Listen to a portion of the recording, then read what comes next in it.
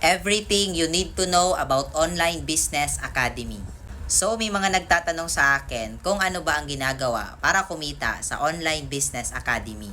Magbebenta ba? Mag-i-invite? Magre-recruit? May quota ba? So lahat po na yan, sasagutin natin sa video na to. So first, nagbebenta ba? Nagre-recruit? Nag-i-invite? Ang sagot po dyan is hindi po tayo nagre-recruit or nagbebenta. Hindi rin po ito investment scam or trading or forex or wala ring quota dito. So from the word itself, online business po ito.